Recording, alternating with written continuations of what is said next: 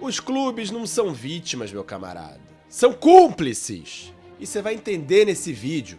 Não adianta ficarem fazendo manifestozinho, pedindo melhoria pro novo presidente da CBF. Gente, pelo amor de Deus, vai enganar outro, aqui não. Então já salva logo esse vídeo, deixa o like, compartilha, porque você vai entender tudo. Todo o resumo vai estar aqui agora pra você. Vem com o Antenado. Futebol Raiz é aqui nos Antenados da Jogada. Torcemos sem parar.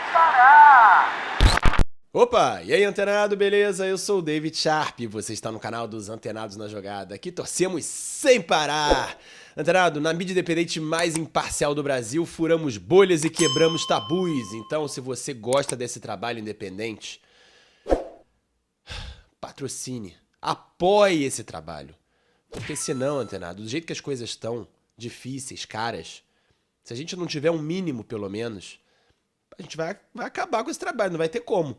Vou ter que vender água de coco na praia, vou ter que fazer qualquer outra coisa, porque realmente, ó, não tá dando. Então, se você gosta, quer que esse trabalho melhore, quer que esse trabalho seja cada vez mais longevo, apoie. Não só com seu like, com a sua inscrição, que são de graça pra você, e pra gente aqui vale muito mesmo, mas com Pix, com Clube de Membros, com Valeu do YouTube, tem trocentas formas de você apoiar. Então, por favor, apoie esse trabalho independente. Gente, vamos falar aqui de Leila Pereira para começar, porque a Leila, a gente sabe, ou desconfia, que ela tá sempre do lado do sistema, né? A Leila apoiava que era uma beleza o Edinaldo Rodrigues. Aí foi só o sistema, ó, cortar a cabeça do Edinaldo que ela logo mudou. Aliás, muito estranho isso, né? Tudo muito estranho.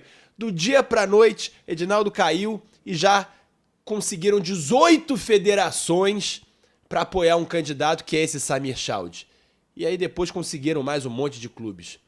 Não tanto assim, porque a maioria preferiu o outro, mas, cara, que vergonha. E aí não é à toa que o Palmeiras... Bom, não é à toa, não sei, não posso provar nada, mas é no mínimo é curioso, Antenado, que o Palmeiras sempre seja beneficiado, pelo menos nesses últimos anos. Na dúvida, pênalti pro Palmeiras. Na dúvida, não sei o quê, pro Palmeiras. Na dúvida pro outro, não, pro Palmeiras. Então, cara, são coisas estranhas que a gente não pode provar, mas a gente acha coincidência demais. Aliás, como o William Rogato e o próprio John Textor denunciaram vários esquemas aí, foram vários indícios de manipulações de resultados envolvendo o Palmeiras, inclusive, que, bom, a galera ignorou, né? William Rogato, que tá preso ainda até hoje em Dubai. Mais de 6 meses, vamos pra 7 meses. E o pai dele tá pra dar uma entrevista bombástica aqui pra gente, no canal Antenados na Jogada. E o John Textor, agora, com o Botafogo, tá querendo chegar mais perto do sistema. Eu acho que ele cansou de desafiar o sistema. Ele tá vendo que, não pode vencê-lo, junte-se a eles. Tá fazendo isso aqui no Brasil, com o Botafogo, e tá fazendo isso lá na França também, com o dono do PSG. Não à toa, viu a semifinal da Champions lá com o dono do PSG. Agora vamos para essa parte que é muito importante, que fala dos clubes, cara. Que os clubes, eles são o futebol brasileiro são eles têm que tomar a rédea do futebol brasileiro, eles são vítimas da CBF. O escambau. Gente, o escambau. E eu vou provar para vocês aqui, com argumentos, que isso aí é balela. Vários clubes aí fizeram, né, esse manifesto pedindo várias melhorias pro novo presidente da CBF, fair play financeiro. Aliás, o presidente da CBF, esse novo aí, que já tá, dá pra dizer que já tá eleito, né? Apesar de não ter tido eleição ainda, candidato único, Samir Chaude, o cara não sabe nem o que é fair play financeiro, meu camarada. Ele falou no Charla, duvida, o cara que vai ser presidente da CBF não sabe o que é fair play financeiro. Se você duvida, dá uma olhada aí. Play financeiro, qual é a sua ideia? Importante, é um assunto importante. Eu acho que tem que haver, não tem como disputar um time que tem 20 milhões, disputar com um time que tem 1 milhão. É difícil, né? A gente sabe que o que move futebol é o dinheiro. Fazer futebol sem dinheiro é difícil, mas tem que ter um equilíbrio. E esse equilíbrio tem que ser discutido entre os clubes. Acredito que nessa formação da liga, nessa conversa, a gente vai chegar a um denominador comum também em relação ao fair play financeiro. financeiro. Situações como a gente viu no ano passado de clubes que montaram times acima do orçamento e não pagaram. E aí se salva do rebaixamento enquanto outras equipes estão tudo toda certinha, pagando o que pode, são rebaixadas. As pessoas na época cobravam. Aí, de repente, a CBF podia pegar isso como um regulamentador, ó, uma forma de punir. Olha, não tá pagando salário? Você vai perder ponto aqui, tentar mais justiça. Pra você faz sentido? Isso é um assunto que tem que ser bem discutido, né? Tem que ser colocado na mesa dos atores, os que realmente estão ali no meio, e ter um diálogo pra gente chegar num consenso e a gente conseguir executar isso. Mas faz todo sentido, sim. Gente, a chave é a seguinte: os clubes tinham que cagar para a seleção brasileira. Cagar, baldes. Porque eles sim deveriam ter o controle do futebol brasileiro, coisa que a CBF já há um tempo permite, que é o quê? Fazendo a liga. Mas nem isso eles foram capazes de conseguir realizar. Eu perguntei pro Landim isso na reeleição do Landim em 2022. E aí, a liga vai rolar, não sei o quê? E ele falou, claro, já é uma coisa sem volta. Aí fizeram a Libra e depois fizeram essa Liga Forte União. Pra quê? Pra fazer 2 grupos que negociam direitos de transmissão vagabundos que poderiam ser muito maiores se os clubes organizassem o campeonato e tomassem as rédeas de forma séria. Então, sinceramente, eu te pergunto e deixa aí nos comentários do vídeo. Qual é a diferença do momento atual com a Liga Forte União e a Libra pro que estava antes?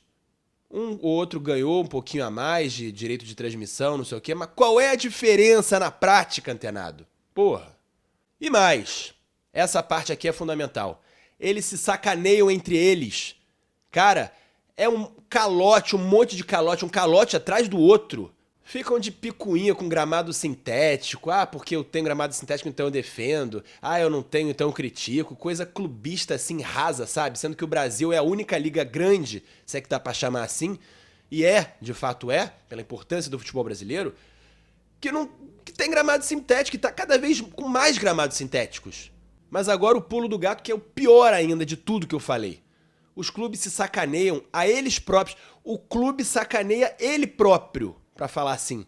Aí eu falo, a diretoria de um clube quebra ele mesmo, o clube dele mesmo, e sacaneia o próprio torcedor dele. Olha esses exemplos aqui. O maior de todos, claro, é o Corinthians, né? O maior exemplo de todos. Clube com potencial gigantesco, com a maior torcida de São Paulo, que é o estado mais rico do Brasil. Ou seja, tinha um potencial, ou tem um potencial para ser o clube mais rico do Brasil. E simplesmente está quebrado aí, totalmente encalacrado, e deve ter o impeachment, pelo que dizem, né, do Augusto Melo, muito em breve. Ou seja, tiraram a chapa antiga lá do grupo do Andrei Sanches, veio outro e é tão ruim quanto, quem sabe até pior. Outro exemplo de autossabotagem é o Vasco, né? Cara, o Vasco, também um clube com uma torcida gigante, uma das 4 maiores, 5 maiores torcidas do Brasil. E tá ferrado. O século XXI do Vasco. O que é o século XXI do Vasco? Só vergonha. Já perdi a conta de rebaixamentos. Foram 4 rebaixamentos, né? E 5 Série Bs que o Vasco disputou. Que é isso, cara? Ganhou uma Copa do Brasil em 2011, aquela Copa do Brasil que nem tinha os times da Libertadores. Que vergonha, cara. E o Cruzeiro? O Cruzeiro ganhou aquelas Copas do Brasil, né? 17 e 18. Ganhou os brasileiros de 13 e 14. Mas e aí? E aí? Ficou 3 anos na Série B, precisou ser vendido de qualquer jeito pro Ronaldo, que já revendeu. Falando de Cruzeiro, tem o Atlético Mineiro, né? Que os mecenas lá, os menin, destruíram o clube, ou pioraram a situação. Aquela coisa toda de contratar aqueles jogadores todos. Calacraram o clube para ter que comprar, e compraram. A SAF, transformaram o Atlético Mineiro em SAF, compraram a SAF do Atlético Mineiro, e também tá devendo geral aí, pelo que a gente soube de notícia. Sem falar no Santos também, que é um clube gigantesco, porque é um clube do maior jogador da história do futebol mundial, que foi o Pelé, né? Que não tem uma torcida tão grande assim, mas, pô, o clube do Pelé. Pô, o Santos era pra ser uma potência também, mundial, pela história dele. O Internacional, que negócio do Thiago Maia dando calote no Flamengo, dando outros calotes também, quebrando. Então como é que vocês querem... Olha quantos clubes grandes eu citei. Vocês querem que esses clubes sejam honestos para ter uma CBF decente, para um futebol brasileiro ser decente? Sério que eles são vítimas? E mais, como é que vão querer fair play financeiro, meu amigo? Fair play financeiro desse jeito, que eu acabei de citar todos esses exemplos. Ou seja, inclusive fiz um vídeo lá no canal do David Sharp, exclusivo, tá? Informação exclusiva de um presidente de um clube grande aqui do Brasil que falou o seguinte: é confortável para os clubes não ter uma liga, porque os clubes não têm maturidade para isso. Vou colocar o link aqui no card para você acessar. Cara, que vergonha isso. Os clubes não têm maturidade, que vão brigar mais pela arbitragem. É melhor para os clubes deixar na mão da CBF do jeito que tá. O cara falou isso. Porra, olha a mentalidade. Sério. E a mídia também que só fala quando interessa, né?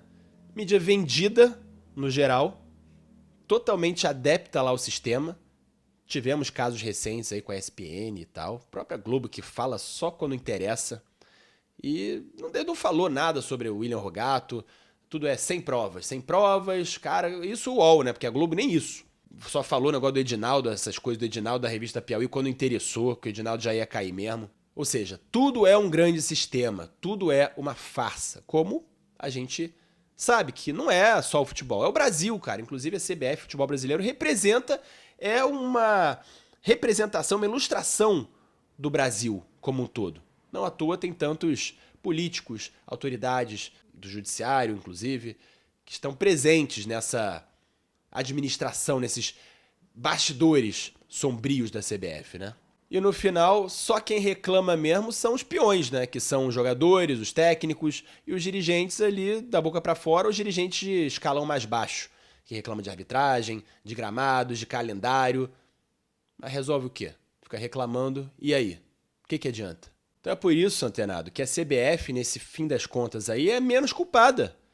Porque ela tá na dela, ela é controlada por esses figurões e tá bilionária, não tá endividada, aproveita muito bem o que ganha, o que fatura, em cima inclusive dos clubes, em cima da seleção brasileira, não tem que contratar jogador, não tem que pagar salário de jogador, não tem que formar jogador. Então a CBF é a melhor dos mundos, está na dela. Como o Parreira disse, né? É o Brasil que deu certo, né? Já os clubes têm que fazer tudo isso. Contratar jogador, formar jogador, pagar salário de jogador, manter toda uma estrutura de dia a dia, né? Que é caro, custa dinheiro. E por isso que eles estão quebrados e a CBF tá rica. CBF, aliás, que já foi quebrada um dia, né? Mas a partir ali do Ricardo Teixeira as coisas mudaram porque cresceram o olho e viram, ó, seleção brasileira dá dinheiro, temos que explorar melhor esse potencial aí. E a partir daí, amigo, grana. Então a moral desse vídeo é a seguinte: exija sim, cobre sim, mas não espere dos clubes aquilo que eles não querem dar. Não podem porque não querem dar. É igual aquela história de você mandar uma tartaruga voar. Se ela não voar, a culpa é de quem? Sua ou dela? Antenados na jogada, torcemos sem parar. Apoia a mídia independente mais imparcial do Brasil. Valeu, fui.